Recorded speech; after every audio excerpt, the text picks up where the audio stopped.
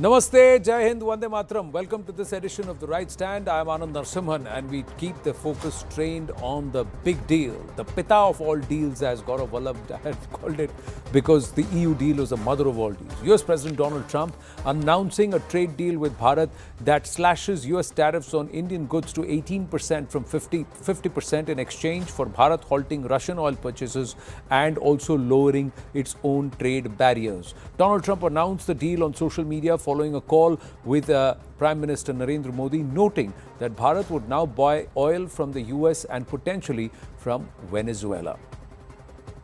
Now, shortly after President Trump's post, Prime Minister Narendra Modi wrote on platform X, "Wonderful to speak with my dear friend President Trump.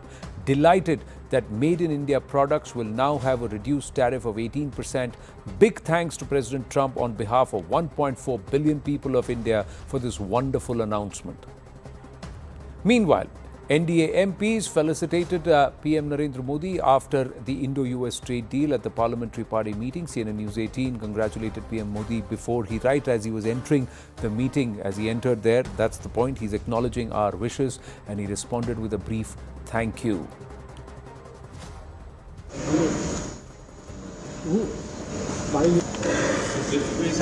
बधाई हो sir.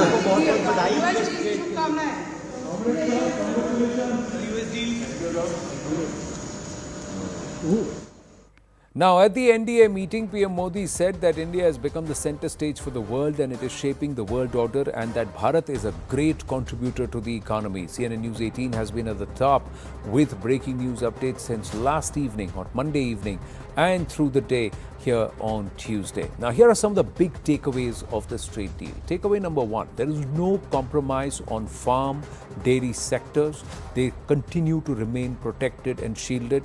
Takeaway two, interests of farmers will remain protected. The other thing, for people first policy on oil purchase decisions, that's what top sources within government are telling CNN News 18. The other part, Bharat will choose markets that provide best prices. So that option always, interest of the people always remains paramount.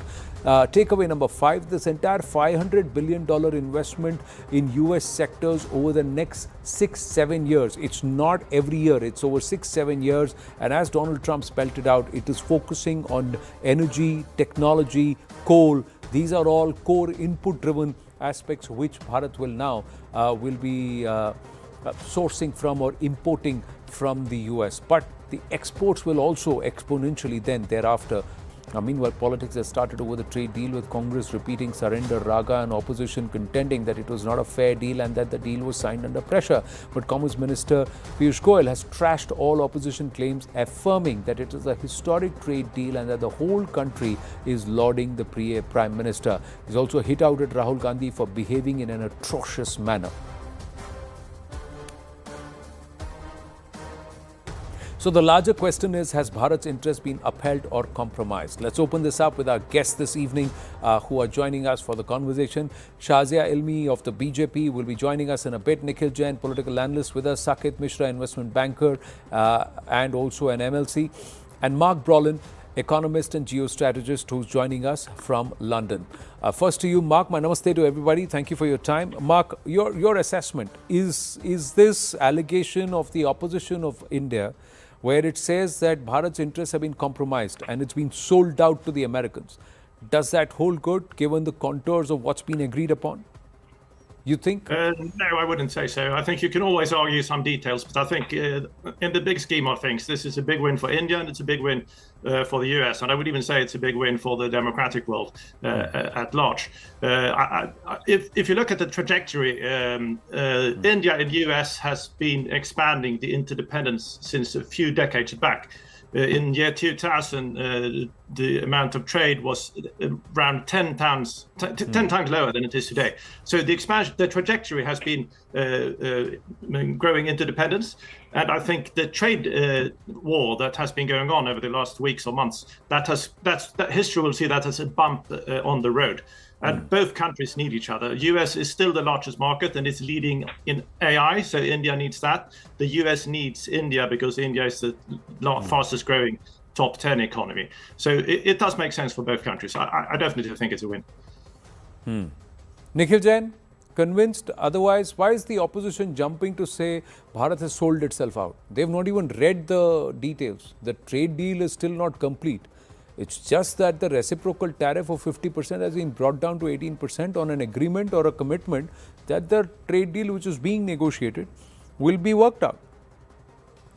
So first of all, Anand, what has happened here is that instead of either of the governments making a formal announcement that a trade deal has been inked between the two, it is the US president putting out a tweet or whatever, or a post on one of his own social media platforms, wherein he says that a deal has been inked, number one. That, I think, reflects very poorly on India's diplomatic stature. It reflects poorly on India's strategic autonomy. Why is only one of the partners of a bilateral agreement announcing it? And then you have the Prime Minister piggybacking and saying, thank you, President Trump, for this deal. Secondly, it's only the reciprocal tariffs of 25% that have been reduced to 18% and not the additional punitive tariffs of 25%. There has been no word said on either of that. And if indeed India continues to buy oil from Russia, as I believe it must, then you will not have a reduction of that. So it is not a 50 to 18, it is a 50 to 43 at best, number two. Number three, why are we actually going around and, committing to not buying Russian oil? Now, government sources are saying that we will not stop buying from Russia. We will not allow agricultural imports of the US at a zero tariff level in India. We will not allow a zero tariff import structure for US goods. But these are just sources. There is nothing official that's been said by the government. Right before we started the show, I was hearing the press conference by the Commerce Minister Piyush Goyal, and I could not hear a single word of the bid that I heard. I could not hear a single word on the particulars of the deal. Instead, he's just going around bashing Rahul Gandhi, the leader of opposition today, and talking about how Rahul Gandhi inked some very unsavory deals while he was in government. He was never in government. Rahul Gandhi was never a minister. He was not even a president of the Congress party. He was merely a party office bearer. So this attitude where in topics of international trade and diplomacy, you are not talking about what is the deal that has been inked, but instead talking about an opposition leader in your country raising some very valid questions, because Bank of Baroda, which is the government's own PSU bank, had put out a report in September 2025, which said that if US imports into agricultural produce is allowed in India, it will strain Indian farmers because the wholesale prices of soybean, wheat, corn, and a whole bunch of other agricultural products in the US is below the price point of those same products in India. These are very serious questions which are being raised by the opposition, but instead of that, the government is just busy bashing the opposition and saying this is a historic deal and President Trump is great and this and that. This is the same party and the same government which 2 months ago was saying Donald Trump is a maverick, which he is. I don't think any of us is going to deny, right? What really are the particulars? You and I are having a debate on this. We have international panelists on the show. Every channel is having a debate on this. But we don't know a single official particular of the deal. How does that function? No, the idea is that there is an agreement that's been reached between two leaders, and a lot of questions that were asked all this while is what's happening to the trade deal. You look at the market sentiment, nearly 14 lakh crore rupees has been the uptake. Look at the rupee rallying more than 1.5% today just because the tariff rate has been rolled down, and there is an indication that there is a comprehensive trade deal that's being worked out. So one realizes how critical this entire sentiment is, and the fact is that the world's largest economy is now united and linking up and signing a deal with the world's fastest growing economy just within a week of 28 nations of the European Union agreeing to do a comprehensive trade deal with Bharat while setting aside certain contentious issues to be discussed later. Saket Mishra? I'm going to have 10 seconds for that. Yeah, I'll come back to you, Nikhil, one sec. Opening comments from Saket Mishra. Yes. Well, one, I think it's a very good deal. And I mean, there should not be any two doubts about it. Second, I think factually, it has come from 50 to 18 because clearly, yesterday, the Commerce Secretary in the US has also said that going forward, after the commitment to reduce or not buy from Russia, whatever shade it comes to, it will be 18%. So I think let's get the facts correct. It's now 18% all in. Second, as far as, when we eat food, it hardly matters, who got served first or who brought the food in first. Really, a Twitter or who tweeted first is irrelevant. And to argue about that is irrelevant.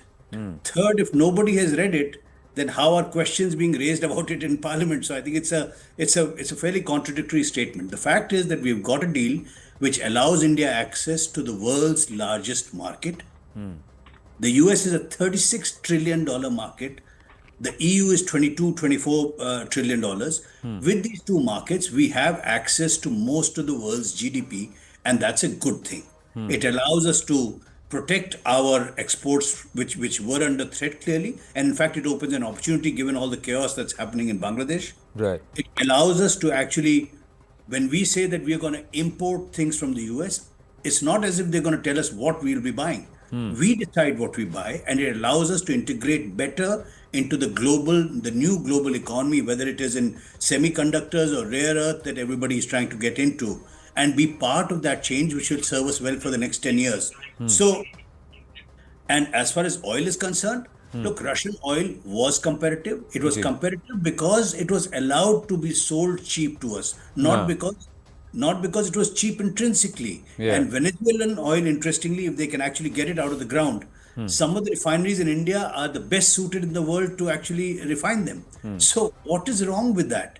And finally, I mean, again, not to take it to a political level at all, but if somebody was not in government and had no influence over government, what were they doing tearing amendments that the prime minister of their party had actually brought in? So it's quite ironic, really. Yes, Nikhil Jain, and then I'll go back to Mr. Brolin. Yeah. So Sakir has raised a very important point, is that if there are no particulars of the deal out in the open, why are questions being raised in the parliament? And I'll tell you why. Because either the president of the United States or cabinet members of the United States have come out publicly and said a number of things. One, they were the ones who announced it. Two, they were the ones who have said that India will go to a zero duty paradigm so far as the US exports of goods into India is concerned. Three, they have said that they will increase their agricultural exports into India. This is a statement by the Agriculture Secretary of the US just yesterday. Four, they have said that India will stop buying oil from Russia.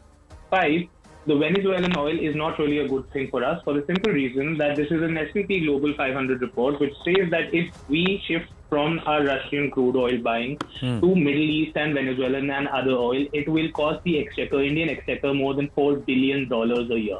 That is 36,000 crores. By no means is it a small amount. And lastly, the government's primary, at least what the sources have been saying, the government's primary opposition to this deal was that the US wanted to open up India. US wanted India to open up its agriculture market. What really changed? Was it the European deal? If it was that, wonderful. But that doesn't look like it, because the US Agriculture Secretary is saying that we are going to increase our agriculture exports to India, here, and that is a disaster for Indian agriculture. But here is the thing. See, Donald Trump made a lot of claims about South Korea. Is that happening? Donald Trump made a lot of claims about Japan. Is that happening? The other thing is that each of these people have to go back and negotiate or say something back to their own constituencies, and that is real politics. And I think you appreciate that. But look what Secretary Rollins had said. That's saying that there is a trade deficit of $1.3 billion. We hope to reset it. Now, what are the core farm interests will never be compromised. Something around the periphery may happen. Maybe a California almonds in terms of their proliferation and allowing something like dry fruits and also certain fruits, certain pulses which we are already importing would be sourced. There is also this whole conversation about American corn. American corn is already available in the Indian markets. But are we going to get to a level? And that detail lies in the fact that because we are already producing and we are overproducing corn, and that corn is being used hugely in the production of ethanol. Bharat is not using corn only to consume, domestically, but for eating purposes or culinary purposes or dietary purposes. It is also using corn to produce ethanol.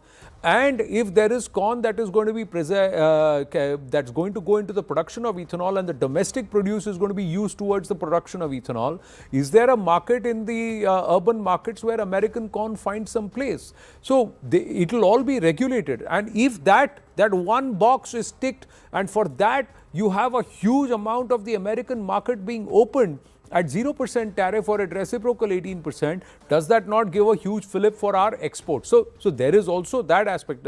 Yes, Mark Brolin. Yeah. I maintain that the deal is good, and I actually think the criticism is good too. And I think that's the sign of a mature country, that you have opposition. And since we are all agreed on that, lots of details remain to be hammered out. I think the criticism will come in quite handy, because that means the government will not be able to stay to turn complacent. And I think, but then again, as you were mentioning just moments ago, I think if you're realistic, there has to be kind of muddle, because otherwise things will not push through in the real world. interest groups will if they get everything they want on all sides, nothing ever happens, and that's why the world has been stuck on trade deals for so many years. So I think this model is convenient for both sides. The U.S. interest groups, they will not get everything they want, and the U.S. And the Indians will not as well, but they will get some stuff. So everyone can save sort of face. And I think part of this is also about Trump. He wants to add some pressure on Putin. Because now there is a risk that India might buy a little bit less oil, but also there is so much muddle around that too. So I think No, before 2022, another thing, Mark, before 2022, Bharat was not buying oil from Russia. In 2017, Bharat was buying oil from Venezuela, but we stopped because US imposed sanctions on Venezuela, UN imposed sanctions on Venezuela, and we had to look at other markets. Every nation which is going to source oil from outside will have to look at a competitive market and a rate. The other thing is Bharat also has investments in Venezuela with ONGC sinking in a lot of money, and there is a consideration of pulling that money out, and these reports were also out. Somewhere you've got to balance. The other thing is, how long will you keep certain sectors protected, because they will never then grow. If you were to compare what's been done with the UK trade deal, now that's got to be ratified in Parliament. But there is opening up of sectors from both ends. There is allowing competition to come in while also opening up markets. Mark. Yeah, yes, absolutely. And I think it's interesting that you mentioned the UK-India trade deal, because I think that was the trigger. And I think India has played this really well, because they started with the easiest bit, and that was the UK. And that put pressure on the EU. And then you had the EU-India trade deal. And that put massive pressure on Trump. He could not be the only one without proper access to India. So this sort of shows how important India now is. It has sort of made all these things happen. India has been the spine in the web of all this, which is really interesting, I think. And I think all these nations are sort of coming together, which that's going back to my earlier point. I think that's a good news for the democratic world. Saket Mishra, Nikhil has a point. I'll come back to you also. After Nikhil makes his point. Yes, Saket Mishra. But first, Nikhil. Yeah. Thank you, Anand. So, Anand, you did say that Donald Trump said a bunch of things about South Korea, Japan, and a bunch of other countries, and they didn't come to fruition. And I completely agree with you. I think he's a very unreliable and a maverick character. But the question then looms that if a final deal has not been inked and ratified by both the governments, should we even be talking about it? Because Donald Trump is really unreliable, and at the end of the day, he wants a certain set of things from the deal. He wants us to stop buying Russian oil. He wants us to open our agriculture sector. He wants us to go to a zero duty, zero tariff paradigm for US goods into India. And now, are we willing No, to but go you read his. One second, Just read what Donald Trump has written. Oftentimes we read what he's highlighted and put it in bold capital, but we don't look at the prefix to it. Now, he said Bharat will buy American, but increasingly buy American is what he has written. And this entire $500 billion, he has mentioned the sectors plus say buy American. That's what he has written. The other thing, in terms of the automobile sector, where the largest import or tariff barriers or entry barriers have been put up in Bharat, their question is, if you can lower those tariff barriers for German-made cars and for European automobiles, UK-made cars, why is it that you can't do it for American-made automobiles? And that's what's been done. And today our market is so robust. Our car manufacturers are robust. They are making world-class cars. For them also to enter the US markets becomes easy, because US has also put in entry barriers for Indian automobile cars and to automobiles. To get in there is not easy, because we've put these aspects here. The other thing is, you will have to open up sectors to create jobs. Some sectors will have to be opened, and they have been. Other sectors which need to be protected, they have been. There are many who argue that Bharatiya dairy sector is so competitive and is so far proficient that the Americans will not be able to find purchase here. Despite that, the dairy largely has been closed. But yes, if there is processed cheese which is coming in and it's creating a market here, well, it's the urban elite which will actually look at the tier 1 markets, and into certain segments which will look at that highly expensive processed cheese. That's what's going to be opened up. But if I tick one small box or put one dot there for me to be able to open up a huge other possibility, then why not? Saket Mishra, right or wrong? Anand, can I just complete my point? 10 seconds, please. Yeah, okay, 10 seconds, Nikhil Jain. Thank you so much. So, See, the point that we're trying to make is that the benefit of this deal is that US markets will be open to us. Well, the fact is that the US markets have always been open to us. Until a year ago, it was practically a 0% tariff. See, Then they it were got to open till the 25%. time Trump tried to highlight and said no. Till the time Trump came out and said that this is unfair. I will not open my doors to you till you open doors to me. Now, so no, 50 to 43. no. The point is the if you look at the first quarter itself, and so far in 2025-26, the amount of exports which have gone up, the exports have continued to remain high. It's not that they have dropped significantly even in this quarter, because we've managed it somehow.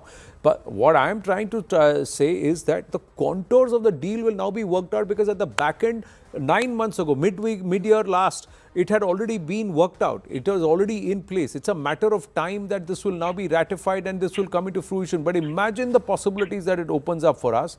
And everybody is wanting to do a deal with India.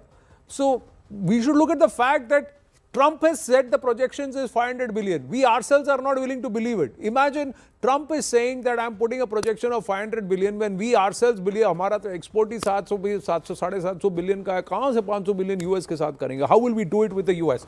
Now And I think imagine the world wants us to open our markets, which we are doing without setting in place the right supporting infrastructure. No, Saket for our Mishra, agree, manufacturing. disagree. That are we opening up without setting in the right guardrails or perhaps protecting certain sectors that need to be protected? Yes, Saket Mishra. I think the point that Mr. Brolin made just now, that there is devil in the detail and we all need to be conscious of the detail and the execution. That's a really fair point. Jumping up and down and just saying it's bad is just, frankly, it's poor economics, poor politics. What's the alternative? We say Trump is unreliable. Agreed. Let's assume he's unreliable. Therefore, what's the best way to actually make Trump reliable? By building in an institutional agreement that he cannot sign away straight away. That's the way to tie somebody who's extremely volatile into a spot. The other alternative, and guess what? There are what, 15 lakh, 1.5 million people who work in the textile sector. The other is to play Russian roulette with them and say, guess what? I'm going to be sitting here waiting for Trump to retire for the next 3 years while Bangladesh, Sri Lanka, and 20 other countries replace us in the US, because the world doesn't wait for anybody, right? Right. So we're going to sit here, play Russian roulette with the poorest of our people, the laborers who actually have jobs. Right. Because we have an ego in who announced it first? I don't think so. We need to find the best possible solution, and it ties in really well with the budget that's been announced, because some of the sectors that our finance minister actually talked about in the interview with Rahul yesterday, those sectors actually get time to become stronger and take advantage of this free trade agreement. Right. So we have to, life is about choices. Anand, I'll take 10 seconds more. We do need to deal with people in the international world. In 1962, as China was attacking, the same unreliable US was written a letter by our country saying we may require feet on the ground. Now, we may not like that. It was not optimal. But guess what? It is something that you need to do to make sure that the country's interests are served. And I think that national interest has to be on top. Right. We've run out of time, but Rajat Sethi's just been able to join us. So, Rajat, quickly, the criticism of the opposition saying that deal is not in place, why are you celebrating? But the opposition has also said deal is not in place. They already decided that Bharat has sold itself out. PM Modi has sold Bharat out to the US. Right, Anand, I was just seeing the official handle of Congress already claiming that the American farmers have won.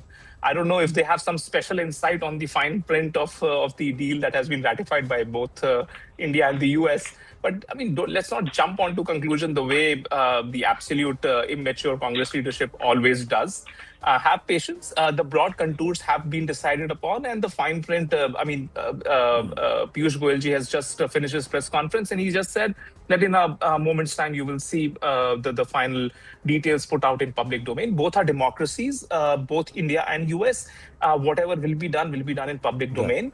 The Congress party should just hold its guns right now before jumping onto conclusions. It would be done where both the nations arrive at a common agenda where it's a win-win for both the countries. Right. It's got to be a win-win for both countries, but there will be some amount of letting go or opening up certain sectors, because there is a certain time and place when protecting certain sectors is enough. If they need to grow further, they need to be exposed That's to what a certain deal is. global competition. All in all, it's a win-win for Bharat that two big deals have happened within the span of a week. The one with the European Union and the other with the United States. On that note, we're going to call this conversation to an end, although the show continues and we've got another expert panel coming up. Thank you very much to all our guests for joining us right at the top of this edition of The Right Stand.